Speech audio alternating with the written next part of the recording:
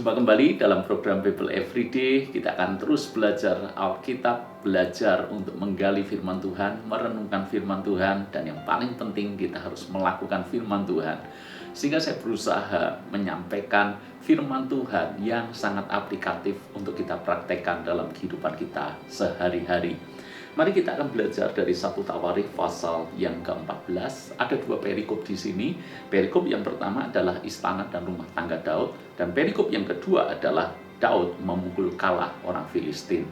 Saya ingin mengajak Anda belajar tentang perikop Daud ketika dia memukul kalah orang Filistin di lembah Refaim. Singkat ceritanya seperti ini, bahwa Daud harus berperang dengan musuh bebuyutannya, yaitu bangsa Filistin.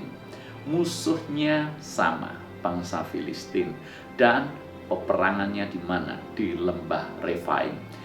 Peperangan ini terjadi dua kali.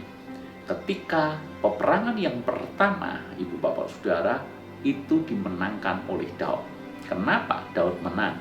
Alkitab tulis karena sebelum Daud memikirkan strategi apa yang paling tepat, Daud bertanya kepada Tuhan, dan Tuhan berikan strategi kepada Daud bagaimana mengalahkan Filistin.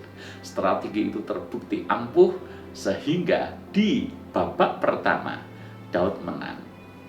Mari kita bayangkan, mirip seperti pertandingan sepak bola, terdiri dari dua babak. Babak pertama menang karena strategi yang dilakukan sangat-sangat ampuh.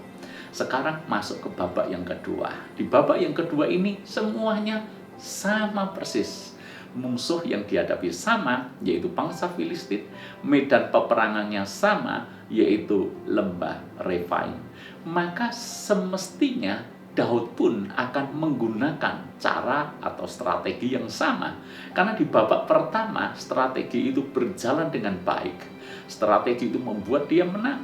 Mestinya kalau dia pakai lagi, maka dia pun akan menang di babak kedua. Tapi yang hebat dari Daud adalah dia tidak buru-buru menggunakan cara yang sama.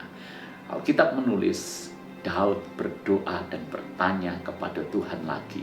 Dia harus melakukan apa?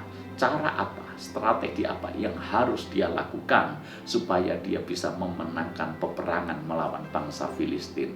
Dan Alkitab tulis Tuhan pakai cara yang berbeda. Tuhan pakai strategi yang berbeda. Seandainya Daud memaksakan dengan cara yang pertama tanpa bertanya kepada Tuhan, bisa jadi orang Filistin dia sudah pikirkan strategi yang bisa mengalahkan cara pertama yang dipakai oleh Daud. Tapi bersyukur bahwa Daud tidak buru-buru dia berperang dengan pengalamannya. Sekalipun pengalaman di waktu lalu menyatakan bahwa dia menang dengan cara itu, Daud memilih untuk bertanya kepada Tuhan, dan dengan strategi yang berbeda ini, Daud lagi-lagi memperoleh kemenangan besar atas bangsa Filistin. Ibu Bapak Saudara, ada sebuah ungkapan berkata bahwa pengalaman adalah guru yang paling baik. Saya setuju, kita bisa belajar dari pengalaman masa lalu. Kita bisa belajar dari keberhasilan masa lalu, tapi kita juga bisa belajar dari kegagalan masa lalu. Pengalaman itu berharga, pengalaman itu penting, dan pengalaman itu benar bisa menjadi guru yang baik buat kita. Tetapi kalau kita belajar dari firman Tuhan hari ini, saya ingin menggarisbawahi, pengalaman memang guru yang baik, tetapi pengalaman bukanlah guru yang terbaik. Kalau kita mau tahu guru yang terbaik, maka adalah bertanya kepada Tuhan. Cara Tuhan itu lebih penting daripada pengalaman kita di masa lalu. Banyak orang dia hanya berpatok pada pengalaman masa lalu, sehingga kalau pengalaman masa lalunya berkata A, dia pun akan terus-menerus melakukan A. Tidak salah, tetapi kalau kita menempatkan pengalaman itu di atas Tuhan, kita tidak bertanya kepada Tuhan, seolah-olah kita hebat karena punya segudang pengalaman. Bisa jadi pengalaman itulah yang justru membuat kita jatuh tergelincir. Ketika kita membanggakan pengalaman kita, menyombongkan dengan banyaknya hal yang telah kita lalui dan kita menang, hati-hati, itu bisa menjadi celah untuk kita justru gagal dan jatuh. belajar dari Daud. Dia tidak semata-mata mengandalkan pengalamannya, sekalipun pengalamannya menyatakan bahwa dia bisa menang dengan cara itu. Dia memilih untuk bertanya kepada Tuhan.